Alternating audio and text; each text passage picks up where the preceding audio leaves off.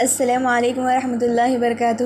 سورہ بقرہ کی آیت نمبر 196 سے 202 تک کا ترجمہ۔ بسم اللہ الرحمن الرحیم۔ حج کے مہینے میں سب کو معلوم ہے کہ جو شخص ان مقرر مہینوں میں حج کی نیت کرے اور اسے خبردار رہنا چاہیے کہ حج کے دوران میں سے اس سے کوئی شہوانی فعل، کوئی بد عملی، کوئی لڑائی جھگڑے کی بات سرزد نہ ہو، اور جو نیک کام تم کرتے رہو گے وہ اللہ کے علم میں ہوگا۔ سفر حج کے لیے زادیرہ ساتھ لے جاؤ، اور سب سے بہترین زادیرہ پرہیزگاری ہے۔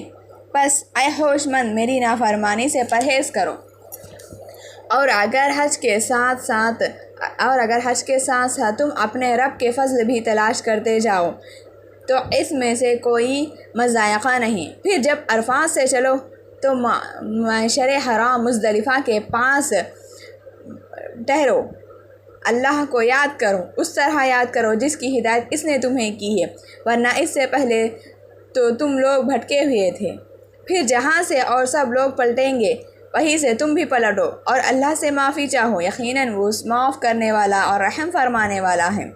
پھر جب اپنے حج کے ارکان ادا کر چکو تو جس طرح پہلے اپنے آباء و اجداد کا ذکر کرتے تھے اسی طرح اللہ کا ذکر کرو، وہ بلکہ اس سے بھی بڑھ کر۔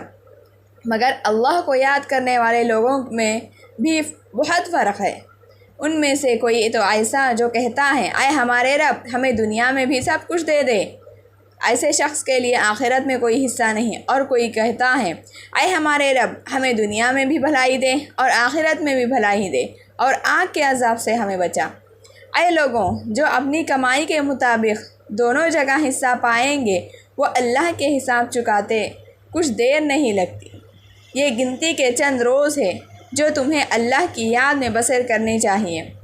پھر جو کوئی جلدی کر کے 2 ہی دن میں واپس ہو گیا تو کوئی حرج نہیں، اور جو کچھ دیر زیادہ ٹھہر کر پلٹا تو بھی کوئی حرج نہیں، بشرطے کہ یہ دن اس نے تقویٰ کے ساتھ بسر کیے ہو۔